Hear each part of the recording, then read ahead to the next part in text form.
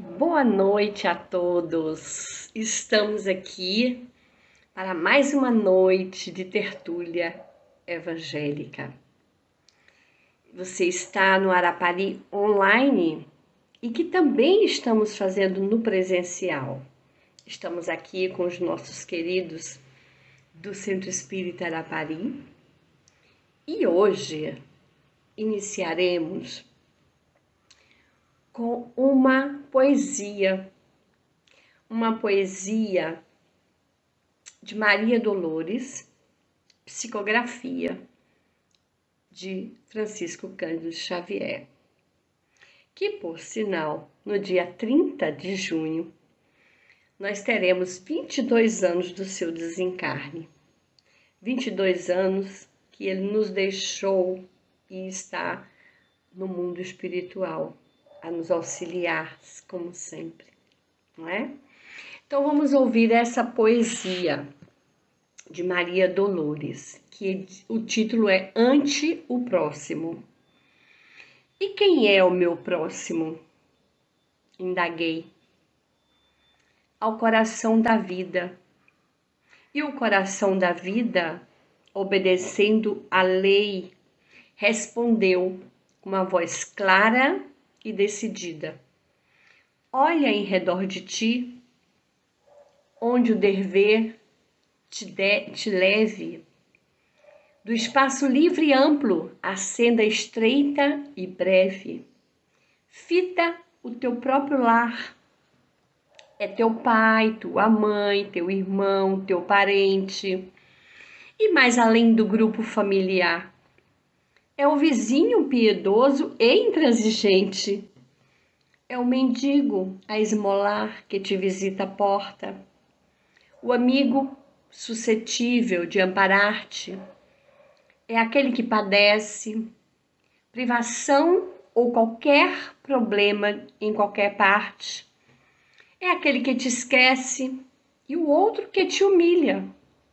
Ao esconder-se no ouro, que te alteia e brilha, para depois cair quase quando se desilude. É aquele que se faz bandeira da virtude e o outro que te apoia ou que te faz concessões. É aquele que te furta o lugar e o direito, alimentando a sombra do despeito. E agora, para continuarmos com essa harmonização, vamos ouvir uma música com Carlinhos Conceição, que se chama Chico Xavier, o Cândido.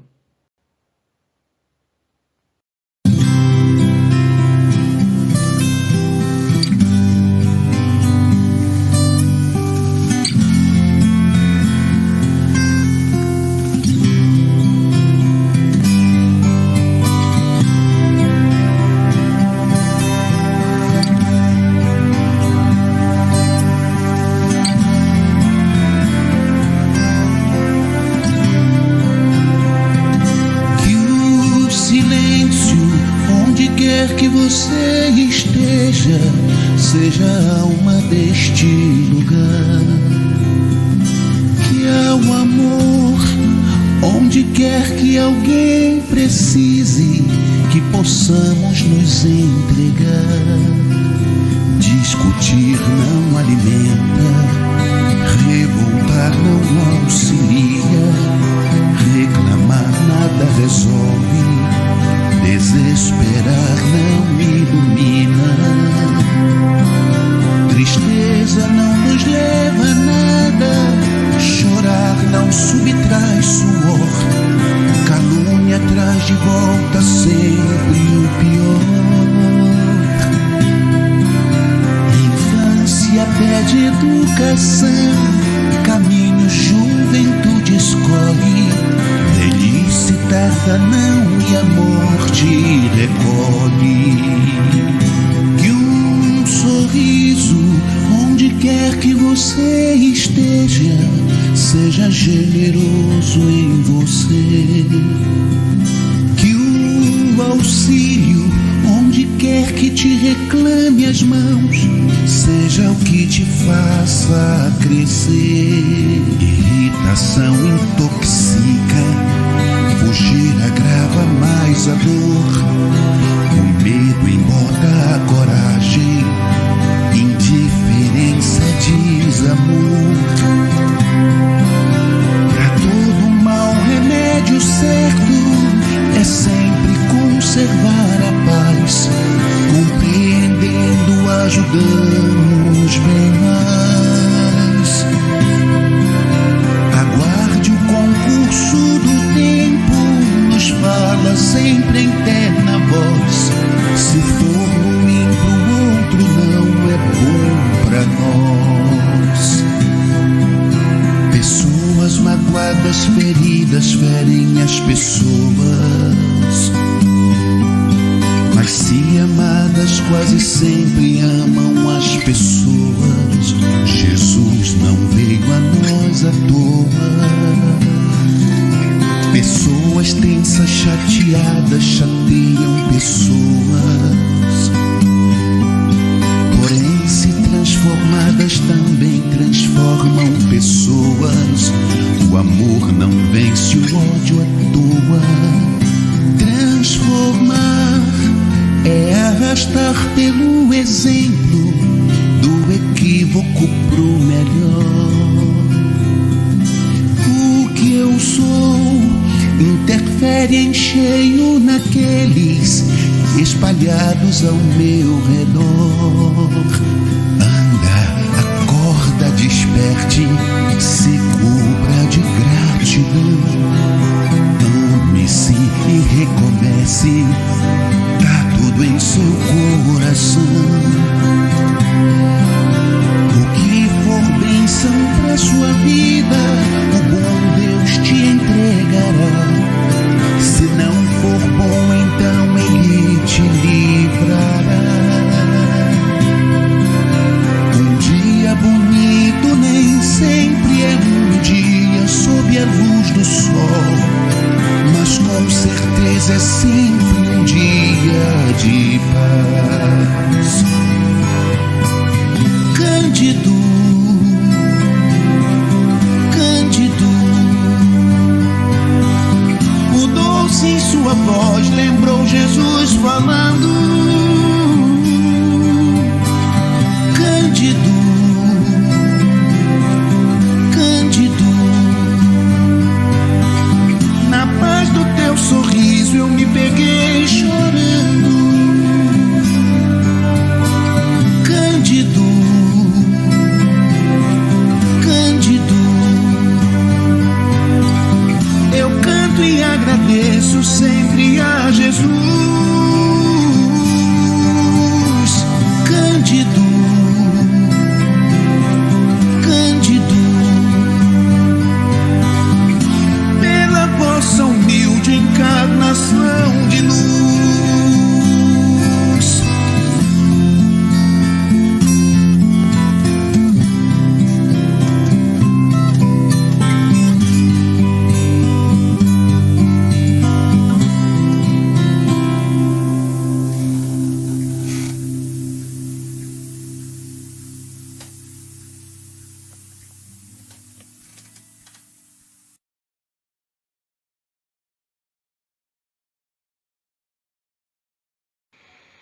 Aproveitando que estamos inebriados com a poesia, com a música, vamos aquietar a nossa mente,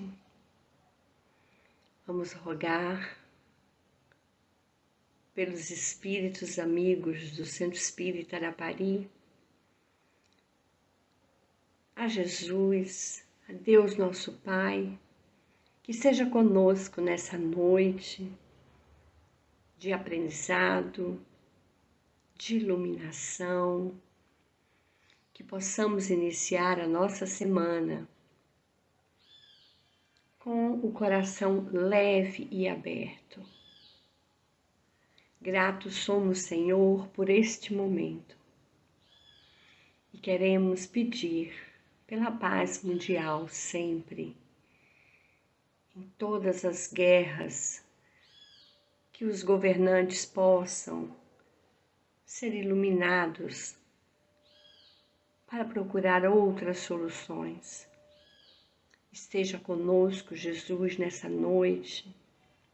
Abençoa a nossa palestrante da noite, que trará informações dos seus estudos e que estamos muito felizes em recebê-la. Esteja conosco hoje e sempre. Assim seja. E agora é com muita alegria que eu tenho o prazer de convidar Edna Dora. Ela é engenheira agrônoma, trabalhadora do Centro Espírita dos Humildes e amiga de longa data do Centro Espírita Arapari, não é, Edna? Está sempre aqui conosco, nós gostamos muito de ouvi-la, ela nos ensina muito. E hoje ela vai falar para nós sobre o tema Amar o próximo como a si mesmo, né? Que está no capítulo de Lei de Justiça, Amor e Caridade. Seja muito bem-vinda e venha para cá, Edna.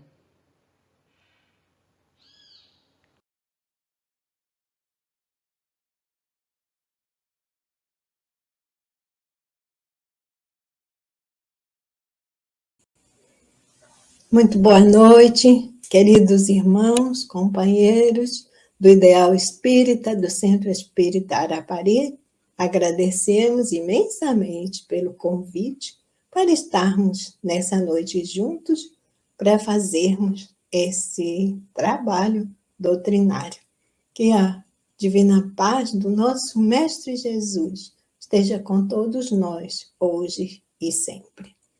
Então, é um prazer enorme estar aqui com vocês e eu abraço fraternalmente cada um dos companheiros do Centro Espírita Arapari e agradeço a Rutinha pelo amável convite de estar aqui nessa noite. E falando sobre um tema que é bastante desafiante, mas é um tema muito lindo, o amor ao próximo como a si mesmo, dentro da lei de justiça, amor e caridade. Então, a lei de justiça, amor e caridade é a 10ª das leis morais que estão no livro 3º de O Livro dos Espíritos, onde Kardec fala da parte religiosa da codificação kardeciana. E, então, é a parte religiosa da nossa doutrina, que traz os ensinos de Jesus, da parte moral dos ensinos de Jesus, aquilo que ficou preservado dos evangelhos, porque as modificações foram feitas nas outras partes, mas o ensino moral de Jesus era superior a todas as coisas e permaneceu.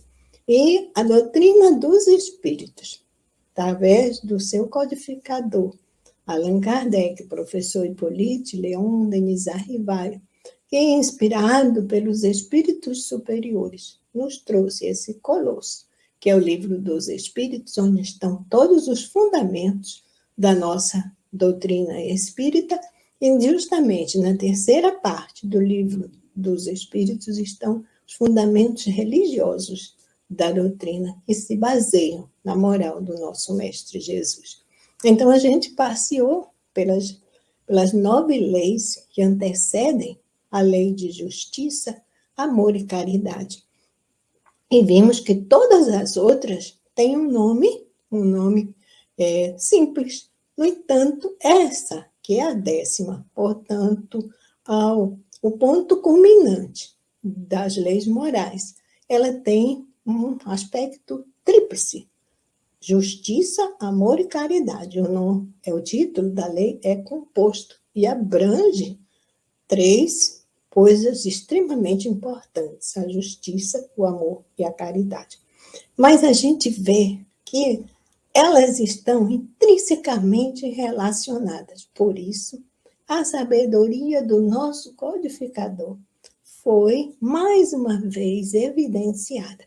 Então, a gente vê justiça, amor e caridade. o amor está no centro da lei. Por quê? Porque o amor é o centro de todas as coisas. O amor é a culminância, né, de tudo. Porque ele vem diretamente do nosso Pai. É aquela doação divina que está em tudo na natureza. Como disse Joana de Ângeles, é o hálito divino que mantém tudo aquilo que há em a natureza. Está em tudo e em todas as coisas. Está dentro de nós mesmos. Ela diz isso no livro Estudos Espíritas,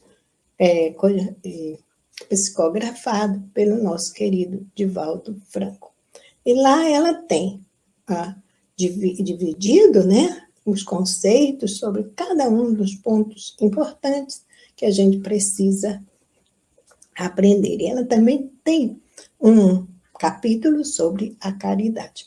Mas nós vamos mostrar que o amor está no centro de todas as coisas por ser justamente o que centraliza tudo no universo, o que nos fala diretamente de Deus. Mas aí a gente tem a justiça e a caridade como as duas formas de expressão do amor. Então, seriam como se fosse a mão direita e a mão esquerda do amor. Então, são expressões do amor divino. Aí, nós temos a considerar a importância de como o codificador vai colocar isso para nós. Então, se nós lermos todas as questões que estão nessa lei, nós veremos que ele fala da justiça, ele fala do amor e caridade, não é? Muitas pessoas acham que amor e caridade têm o mesmo sentido, né? Mas não é a mesma coisa. O amor representa o amor divino. O amor é a expressão máxima do sentimento. Então, ele é o amor divino, é o amor ágape, aquele amor que da transcendência, aquele que nos vai levar à comunhão com o nosso Pai. Quando nós desenvolvermos em nós esse amor ágape, esse amor divino, a semelhança do amor divino, esse amor vai nos colocar em comunhão direta com o nosso Pai. Como dizia Jesus, eu e o Pai somos um. Ou seja, nós também seremos um com o Pai quando tivermos o domínio, o sentimento mais puro desse amor divino, do amor ágape. Então, é o amor que está em tudo e em todas as coisas. E caridade, na verdade, vem do amor fides. Esse amor fides, do grego, né, que significa fides, significa caridade, ele é o amor ao próximo. Então, a gente vê a sabedoria de Kardec, quando ele coloca a perspicácia dele, aquilo que Deus só concede, Jesus só poderia deixar para ser um missionário, para trazer a terceira revelação, Consolador prometido, um espírito que já tivesse adquirido as duas formas que nos levam à evolução, não é? A sabedoria, o desenvolvimento intelectual e o desenvolvimento moral. Então, o codificador tinha já bastante desenvolvidos em si a sabedoria e a bondade. Então, por isso, ele foi colocado na condição de poder ser um missionário da codificação da doutrina dos espíritos, junto com a pleiade dos espíritos de verdade, da pleiade dos espíritos que compõem a equipe do espírito de verdade, ele trouxe para nós a codificação. E com a sua sabedoria, ele pôde a inspiração dos espíritos superiores, ele pôde organizar esse colosso, que é o livro dos espíritos e seus futuros desenvolvimentos, que formam o Pentateuco kardeciano. Então, ele coloca o amor ágape e o amor fides, né? E mostrando que o amor fides é um componente, aquilo que vai nos levar ao amor ágape. E aí a gente vê, né, o centralizado, o amor ágape, e com as suas duas vertentes, que vão nos ajudar a realizar essa nossa viagem. Então, o amor ao próximo, que é a caridade, e a justiça. Aí, nós vamos ver que, por isso, ele representa nisso aí o mandamento que Jesus nos deixou. Ele traz para nós, nessa lei, o mandamento de Jesus, o ápice do desenvolvimento humano, né? A condição que nós vamos adquirir para chegarmos à perfeição. Aí Jesus nos disse: amar a Deus sobre todas as coisas e ao próximo como a si mesmo. Amar a Deus, o amor de Deus, o amor ágape, e ao próximo como a si mesmo, o amor fides, a caridade.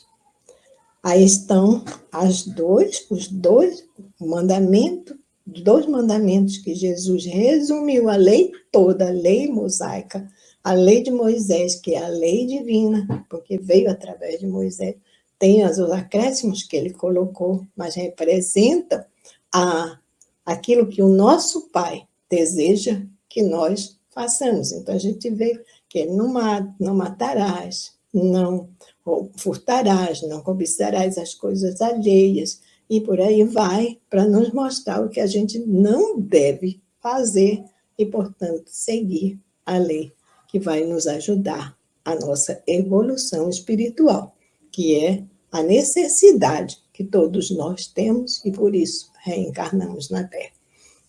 Então, a lei de justiça, amor e caridade resume a lei divina, conforme Jesus nos ensinou. Aí, por que Kardec traz primeiro a justiça? Quando a gente vai olhar as questões do Livro dos Espíritos, nós veremos que ele começa pela justiça. Por que será que o codificador achou que deveria começar pela justiça? Porque aquilo que nos chama mais atenção é a injustiça, meus irmãos. Por que a injustiça chama tanta atenção da gente? Chama a atenção da gente porque é o que mais aparece nos dias atuais e sempre apareceu na história da humanidade. Então, Deus colocou em nós esse senso de justiça, essa necessidade de justiça, assim como Ele colocou em nós a necessidade do amor. E aí nós juntamos o amor ao próximo com a justiça. E são as duas mãos que o amor opera na Terra. São as duas mãos através das quais nós teremos que nos desenvolver para chegar a essa condição de termos o amor ágape, de chegarmos a o amor ágape que é possível para nós, porque o amor divino, ele é de proporção infinita. E mesmo todo sentimento, todo amor que nós possamos expressar como criaturas humanas é relativo em relação ao amor divino. Assim diz Emmanuel no livro Pensamento e Vida, quando ele fala do amor, que é o último capítulo desse livro Pensamento e Vida, onde Emmanuel fala do amor de uma forma belíssima que a gente não tem condição de reproduzir. Mas ele nos ensina que do verme até a nossa condição nominal, até o arcanjo, está tudo correlacionado com o amor divino. E é o amor divino que está onde nós estamos mergulhados nesse mar de amor do nosso Pai, porque o hálito divino é o fluido cósmico. Então, nós todos somos parte desse fluido cósmico e estamos mergulhados no amor de Deus. Mas aí a justiça nos chama a atenção por conta do que a gente vê no mundo de expiação de provas, como que nós vivemos, que é a injustiça, pairando, principalmente, para nos chamar mais atenção. Então, a gente vai começar falando sobre a justiça, conforme Kardec coloca em O Livro dos Espíritos. E aí nós temos a primeira questão da lei de justiça, amor e caridade, onde Kardec indaga dos imortais, da Pleiade do Espírito Verdade, o sentimento de justiça é natural ou é resultado de ideias adquiridas? E aí os imortais respondem, é tão natural que vos revoltais com o pensamento de uma injustiça.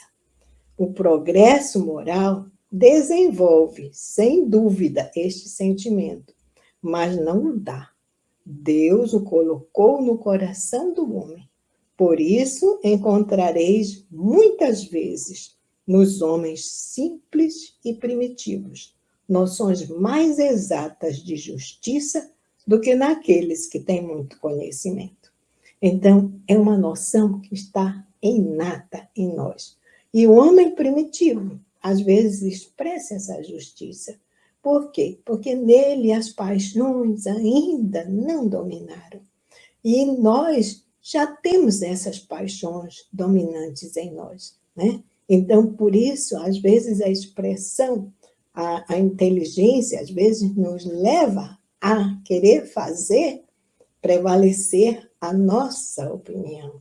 E foi aí justamente que nós nos perdemos, porque foi quando o homem quis substituir Deus no comando de todas as coisas, que aí nós começamos a errar, a fazer as coisas que não deveríamos fazer, tomando-nos por deuses, quando na realidade nós éramos muito mais instinto e paixão. Mas nos instintos também está a presença de Deus. Uma coisa que a gente pode notar muito linda nos instintos é justamente o amor maternal, que Kardec vai abordar no final da lei de justiça, de amor e caridade.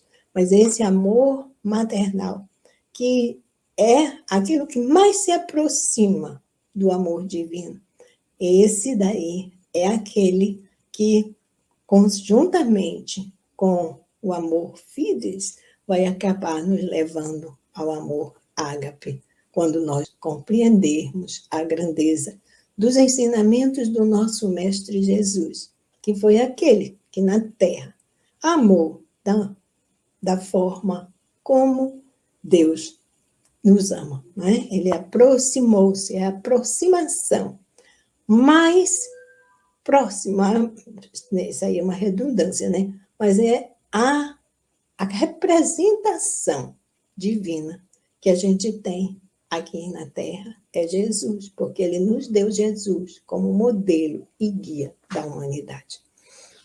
Então, meus irmãos, Jesus, através da simplificação do amor, da justiça, ele nos deixou os pródromos desse mundo melhor que todos nós sonhamos e que se tornará realidade na Terra daqui a mais alguns séculos, talvez milênios. Mas nós chegaremos lá e chegaremos compreendendo o que é a justiça e o que é o amor, amando o nosso próximo como a nós mesmos e respeitando todas as formas de vida, porque são elas que nos levam diretamente para Deus. A natureza é o livro de Deus, é a assinatura de Deus na Terra. Então, o respeito a tudo aquilo que o Pai criou é que nos levará, juntamente com a capacidade de nós aprendermos a amar, nos levará à nossa condição de perfeição relativa.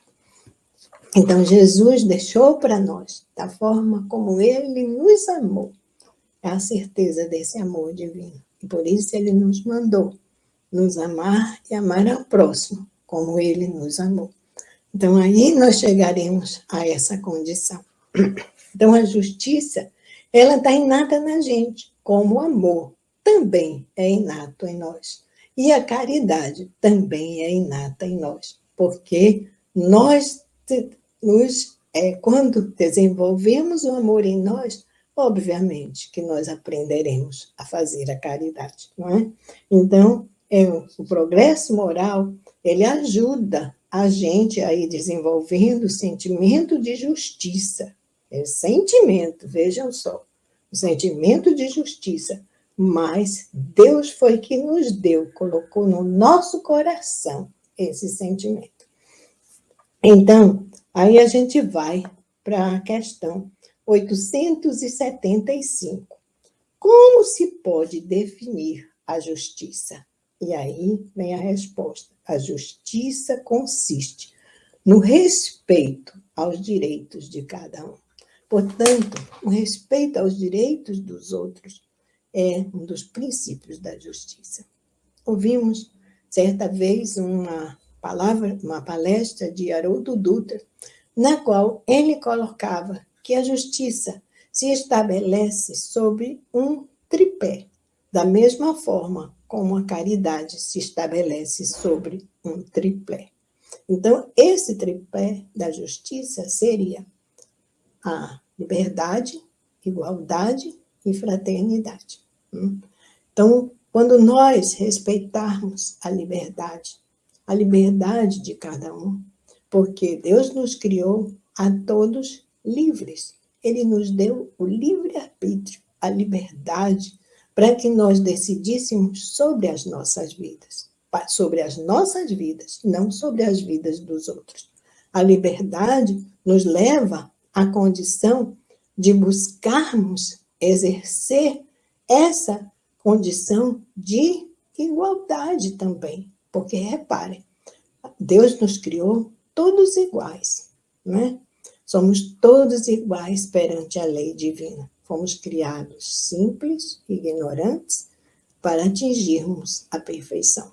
Então, essa condição de simplicidade e de ignorância, no sentido de desconhecimento das coisas, nós vamos adquirindo ao longo do tempo esse conhecimento, não é? Mas nós somos iguais perante Deus. E essa igualdade é que tem que prevalecer. Embora sejamos iguais, mas cada um de nós foi criado a um determinado tempo. E temos tempos, e no processo evolutivo estamos em estágios diferentes. Então, existe uma diversidade entre nós, porém, a igualdade é a igualdade divina, vem do princípio divino da nossa criação.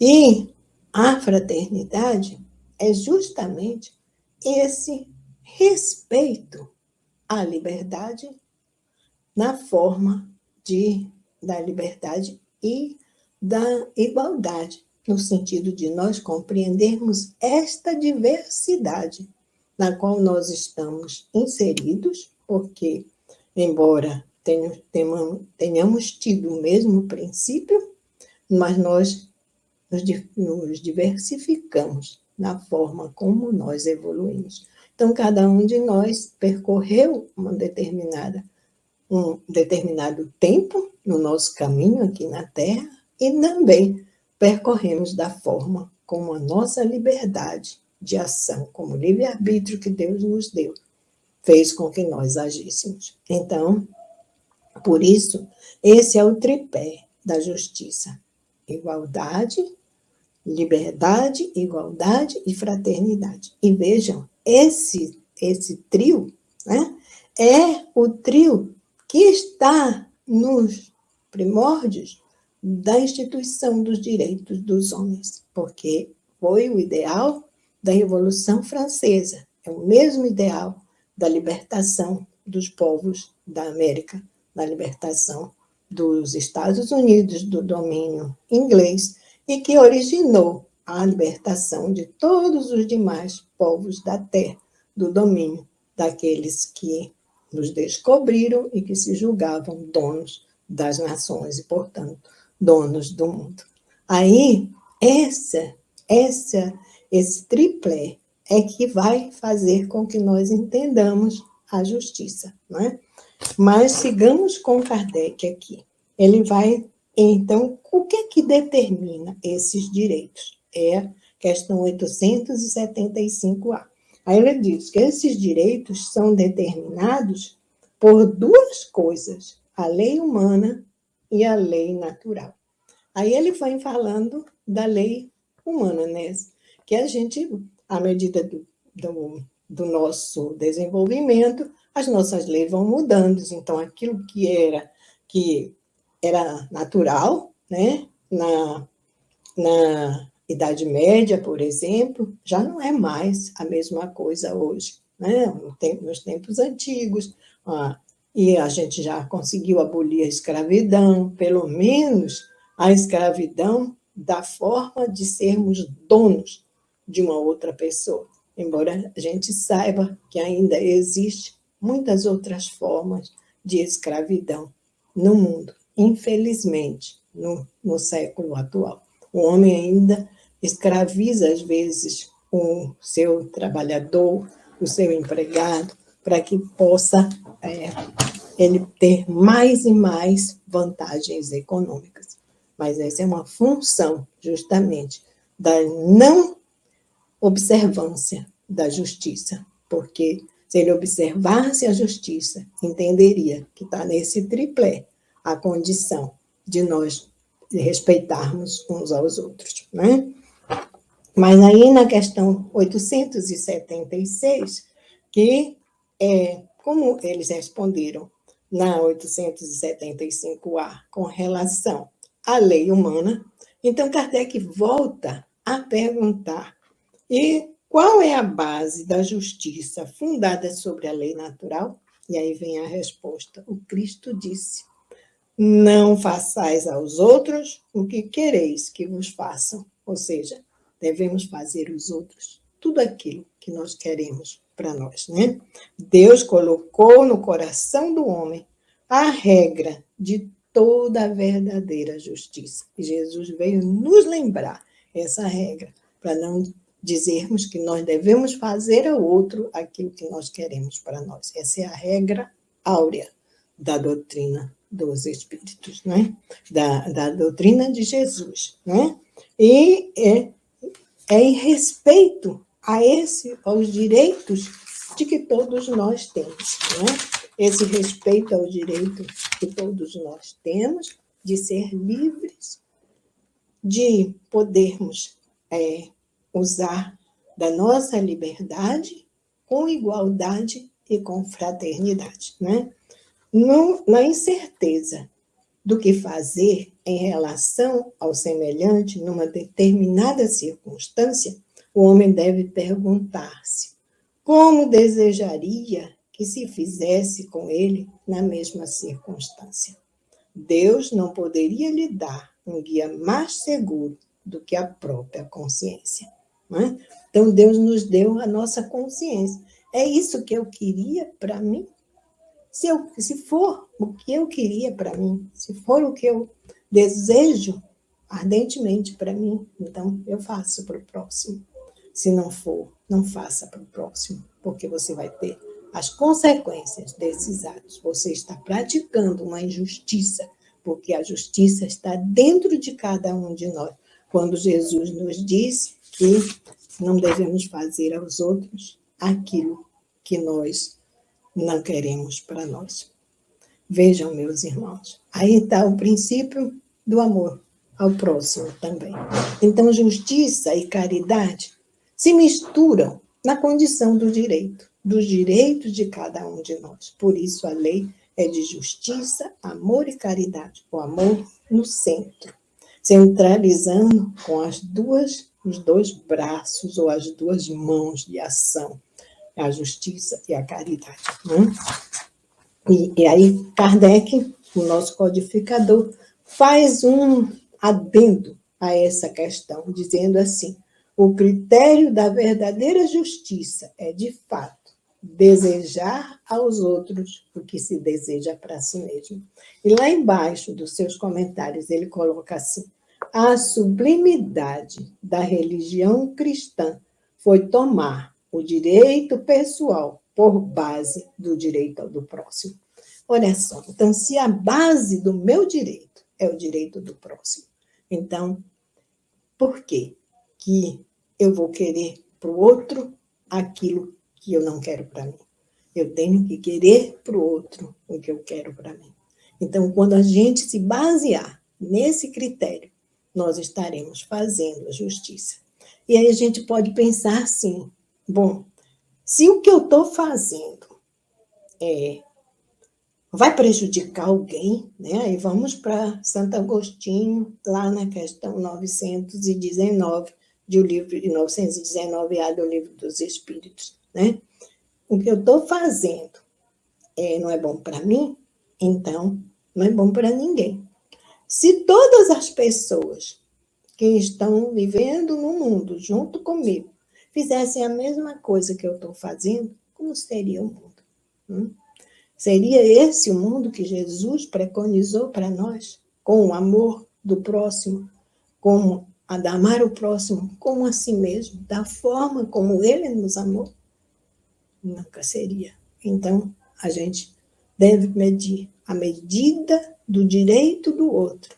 É onde está também o nosso direito.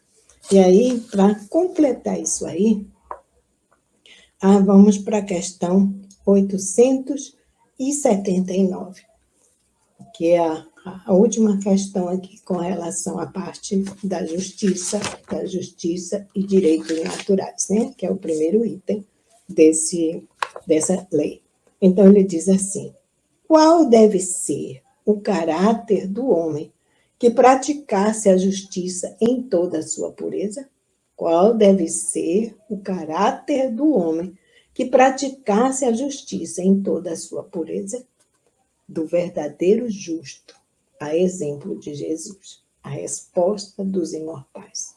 Do verdadeiro justo, a exemplo de Jesus. Então, quando nós praticarmos a justiça em toda a sua pureza, nós estaremos sendo justos, portanto, homens de bem, não é? Porque praticaria também o amor do próximo e a caridade, sem os quais não há verdadeira justiça. Então, sem o amor, a caridade, não existe verdadeira justiça. Daí o aspecto tríplice dessa lei: justiça, amor e caridade. Tudo conjugado na ação do amor. Lindo demais, não é?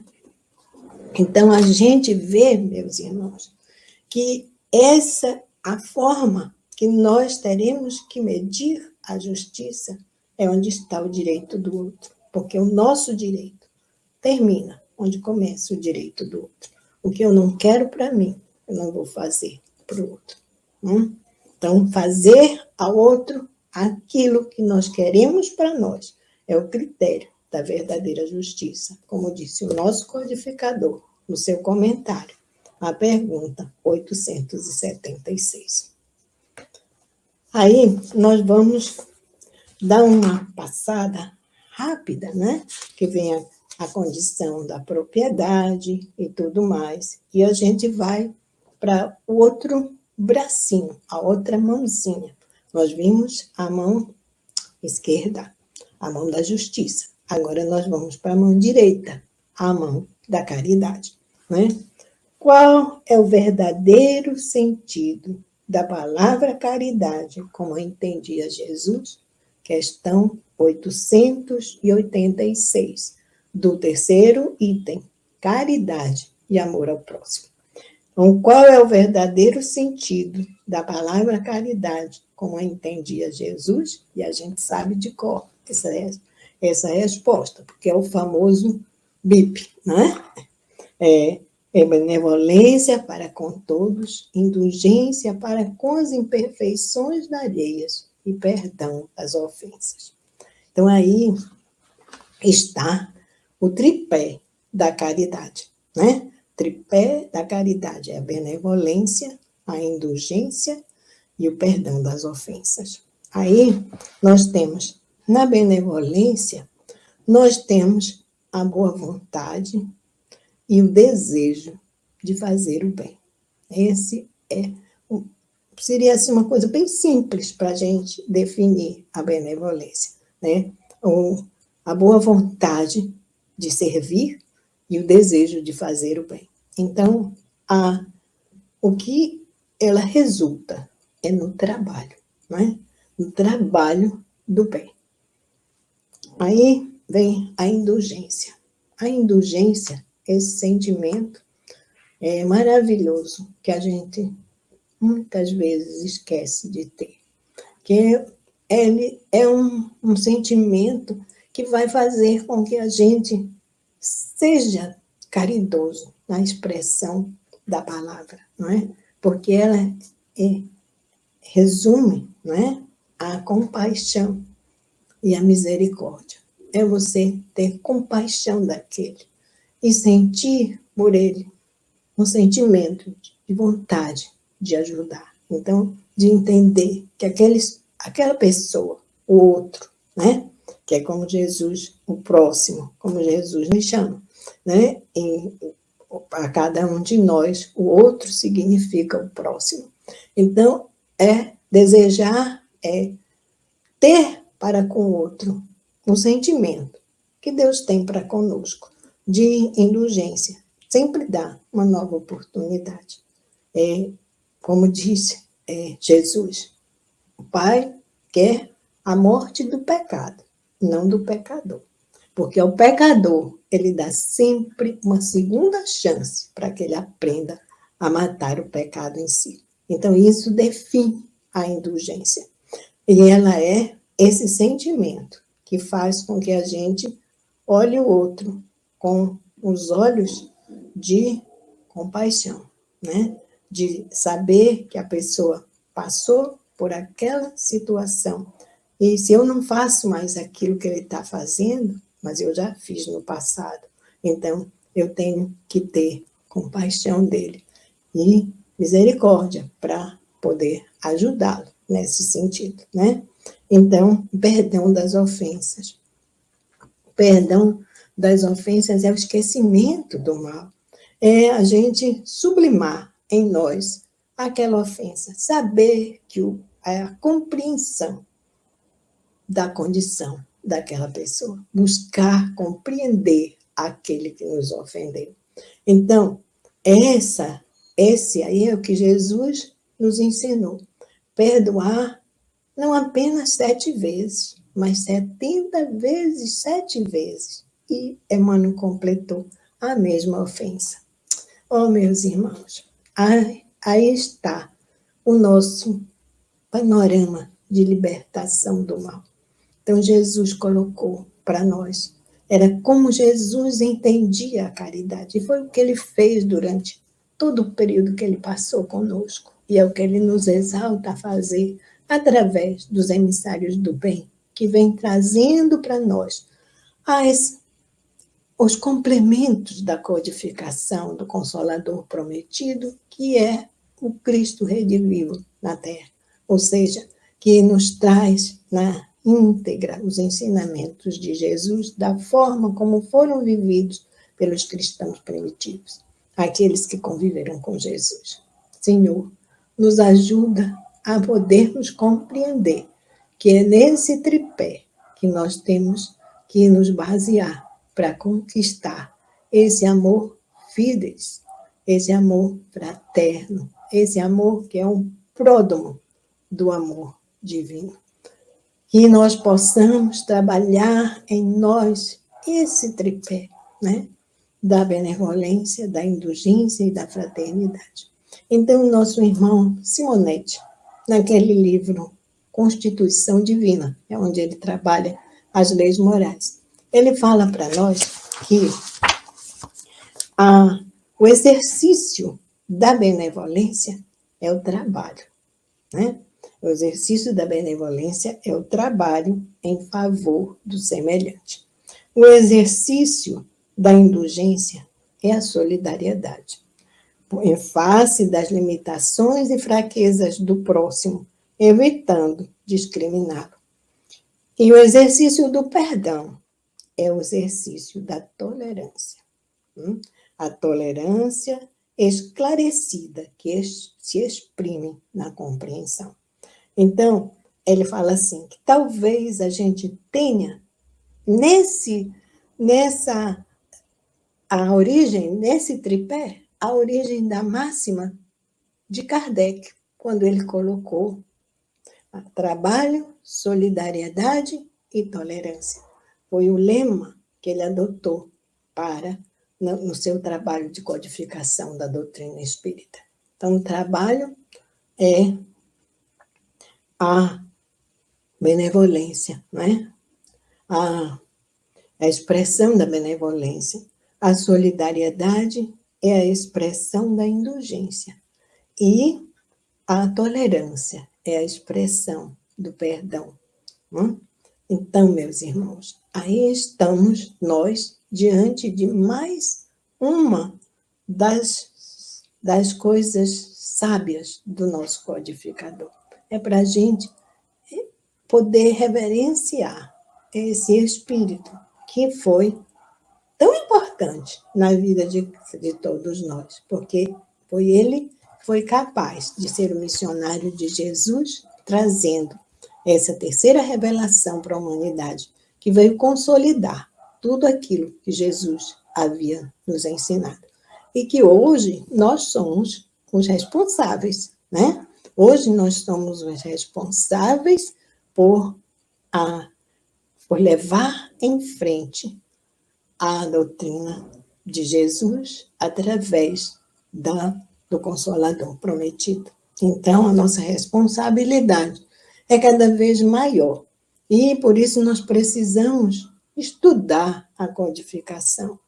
E esse estudo da codificação vai nos levar, meus irmãos, à consolidação em nós desse pensamento do Cristo, de podermos trabalhar em favor do nosso semelhante, para que a gente possa exercer na terra a justiça. E aí nós temos outro tópico que Kardec desenvolve a partir dessa questão, né? Que é o verdadeiro sentido da palavra caridade, e vem o amor aos inimigos, não é? Que a gente já... E, em seguida, vem o que pensar da esmola, né? O que pensar da esmola? Então, ele diz assim, o homem reduzido, os espíritos respondem a Kardec, o homem reduzido a pedir esmolas se degrada moral e fisicamente, ele se embrutece. Numa sociedade baseada na lei de Deus e na justiça, deve-se prover a vida do fraco sem humilhação e garantir a existência daqueles que não podem trabalhar, sem deixar sua vida sujeita ao acaso e à boa vontade. Então, a esmola é, como diz Emmanuel, no livro Fonte Viva.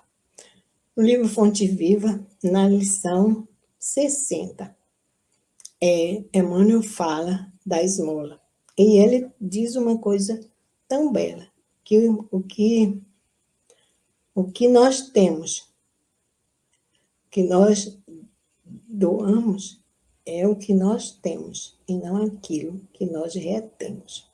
Ou seja, o que nós temos que doar é o que é nosso. Porque as coisas materiais nós retemos, nós não temos. Elas são passageiras, são efêmeras, como a nossa própria vida, não é? A nossa própria existência terrena. Então, tudo passa, e todas as coisas materiais que a gente acumulou, os anseios de ter, de possuir algumas coisas, a gente apenas detém enquanto nós estamos aqui. Mas o que nós temos mesmo são os nossos valores morais, né? Esses são os nossos. Então, o que nós temos que dar ao nosso semelhante, não é? A esmola material, claro que tem o seu efeito, não é? Ela vai ajudar uma pessoa, desde que você o faça com o coração. Mas não é só isso. O que nós precisamos dar é o que nós temos, o nosso tempo, né? As coisas boas que nós possuímos em nós, o entendimento, a inteligência que a gente já conseguiu granjear para dar a compreensão dos ensinamentos de Jesus. Isso a gente deve transmitir ao nosso semelhante. O nosso sorriso, a alegria de viver, que é uma das coisas mais preciosas que nós temos. Viver é uma bênção, porque é aqui que nós estamos trabalhando a nossa evolução espiritual. E o próximo é o elemento que vai nos mostrar como é que nós estamos em relação a essa evolução espiritual. Então, o que a gente tem que dar ao próximo é aquilo que a gente já tem dentro de nós. E nós precisamos ter mais essas coisas, mais valores morais, mais conquistas para dentro de nós, mais conquistas do nosso espírito, não é? Compreensão, trabalho, solidariedade, enfim, nós precisamos juntar as nossas ações àquilo que nós temos dentro de nós, o que vai do amor que já se desenvolveu dentro de cada um de nós. Então, quando a gente realmente trabalhar esse sentimento em nós, né? Nós vamos desenvolver, quando a gente trabalhar a justiça e a caridade, nós vamos desenvolver uma forma de amor que vai se aproximar do amor divino, do amor que o Pai tem por cada um de nós. E Jesus nos amou de tal forma que ele viu em cada um de nós o anjo futuro.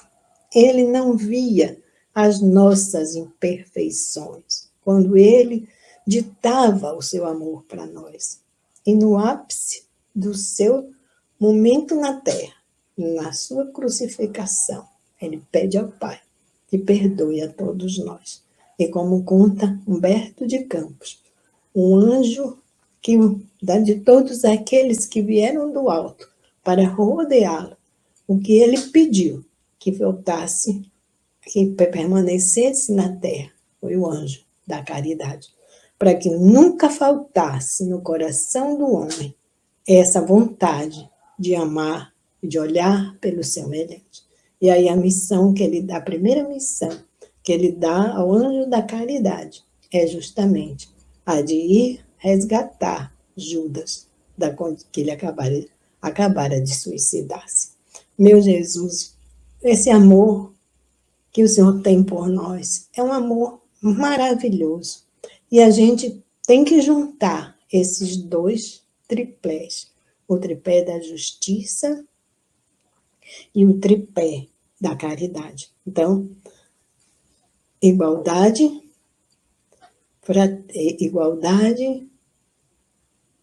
esqueci, será? Fraternidade, igualdade e liberdade, representando a justiça, e a benevolência, indulgência e perdão, representando a caridade. Juntando isso, nós trabalharemos na Terra a nossa evolução. Meus irmãos, é um desafio muito grande. O amar ao próximo como a si mesmo, da forma como Jesus nos amou, é o grande desafio de todos nós, porque amar a nós mesmos é nos conhecer. Então, a gente tem que desvendar esse mistério que existe dentro de nós. Desvendar essas potencialidades que todos nós fomos criados por Deus com elas. A potencialidade de amar, o sentimento de justiça, o sentimento de igualdade, né? A certeza da liberdade, né? E aquela condição de que há um Deus, há um Pai sobre todas as coisas, e o amor dele é o que vai nos levar a todos a chegar a essa culminância da compreensão da justiça e da caridade. Então, a lei de amor, de justiça e de caridade é o ápice das leis morais. Ela combina todas as outras leis que estão encaixadas na lei de justiça, de amor e caridade. E seguindo essa lei, nós seremos homens de bem. Seremos justos a exemplo de Jesus, como está na questão 876. A resposta dos imortais à questão 876. Trabalhemos, meus irmãos, o amor, a justiça e a caridade dentro de nós, para que a gente possa sentir cada vez mais Jesus mais perto de nós. Então, o limite da justiça é não fazer ao outro aquilo que nós não queremos para nós. E o limite da caridade é amar ao próximo como a si mesmo. Então, quando a gente conseguir amar, nos amar, em primeiro lugar, nos conhecendo, nos respeitando, buscando tirar as imperfeições de dentro de nós para nos tornarmos criaturas melhores, nós também veremos a semelhança no nosso próximo, né? E saberemos amá-lo, respeitá-lo como a nós mesmos. Como deveremos ter respeito para conosco mesmo, em amor, para que nós possamos fazer o nosso trabalho de evolução nessa encarnação terrena. E é por isso que Jesus, na sua infinita misericórdia por todos nós, nos deixou como regra áurea fazer aos outros aquilo que nós queremos para nós. E Jesus, na sua infinita misericórdia, nosso Pai de amor infinito, esse que é o amor ágape, o amor infinito, o amor que não tem fim, porque tudo que nós fizermos em termos de amor é relativo em relação ao amor do nosso Pai por nós. Então, trabalhemos, meus irmãos, em nós esse amor, mas com as duas mãos que ele tem, a justiça e a caridade. Muita paz para todos, que Jesus continue a nos dar a inspiração para que a gente trabalhe a nossa individualidade a fim de sermos espíritos melhores todos os dias das nossas vidas.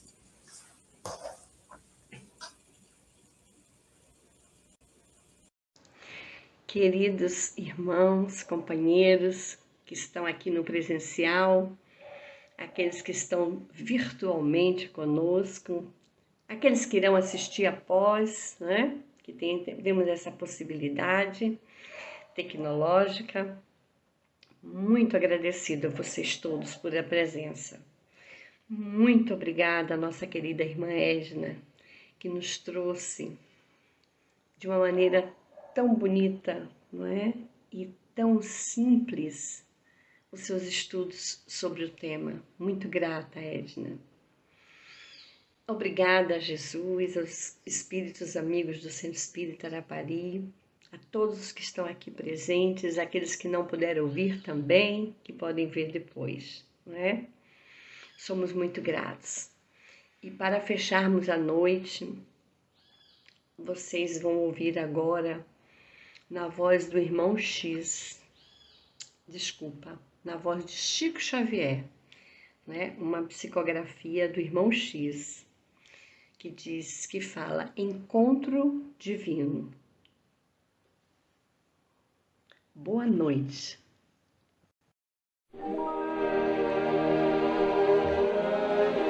O encontro divino.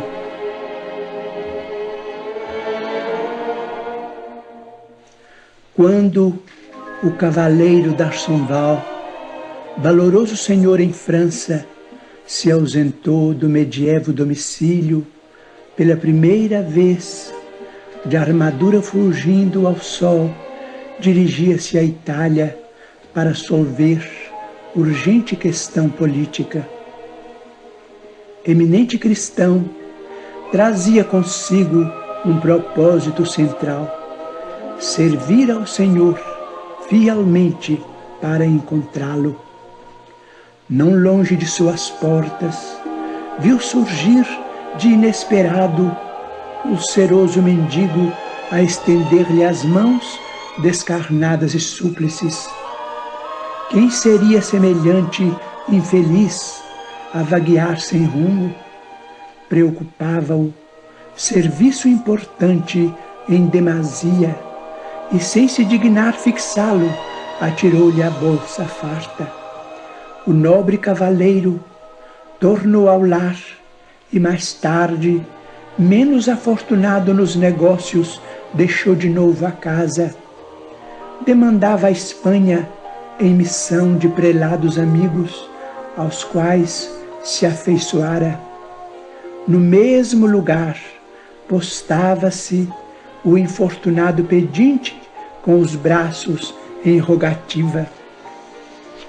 O fidalgo, intrigado, revolveu grande saco de viagem e dele retirou pequeno brilhante, arremessando-o ao triste caminheiro que parecia devorá-lo com o olhar.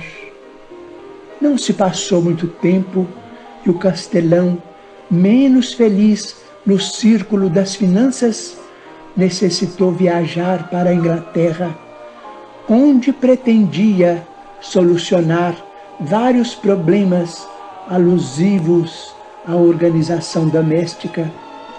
No mesmo trato de solo, é surpreendido pelo amargurado leproso, cuja velha petição se ergue no ar. O cavaleiro arranca do chapéu estimada joia de subido valor e projeta sobre o conhecido romeiro orgulhosamente. Decorridos alguns meses, o patrão feudal se movimenta na direção de porto distante em busca de precioso empréstimo destinado à própria economia ameaçada de colapso fatal, e no mesmo sítio, com rigorosa exatidão, é interpelado pelo mendigo cujas mãos, em chaga aberta, se voltam ansiosas para ele. D'Arsonval, extremamente dedicado à caridade, não vacila, despe fino manto e entrega-o de longe, receando-lhe o contato.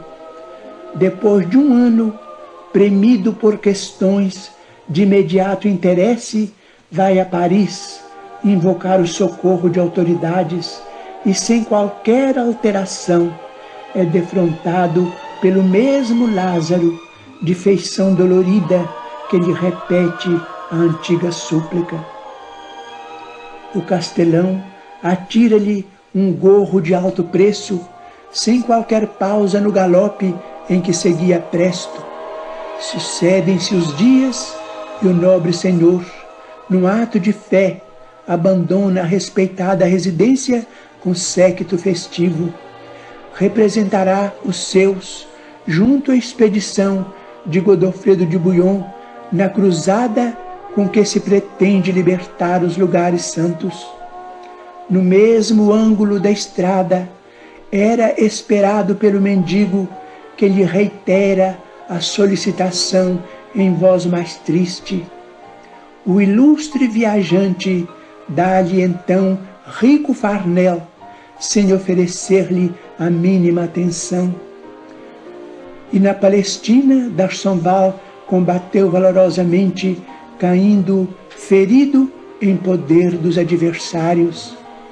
Torturado, combalido e separado de seus compatriotas por anos a fio, padeceu miséria e vexame, ataques e humilhações, até que um dia, homem convertido em fantasma, torna ao lar que não o reconhece. Propalada a falsa notícia de sua morte, a esposa deu-se pressa em substituí-lo à frente da casa, e seus filhos, revoltados, soltaram cães agressivos que o dilaceraram cruelmente sem comiseração para com o pranto que lhe escorria dos olhos semi-mortos. Procurando velhas afeições, sofreu repugnância e sarcasmo. Interpretado agora, a conta de louco, o ex-fidalgo, em sombrio crepúsculo, ausentou-se, em definitivo, a passos vacilantes. Seguir para onde?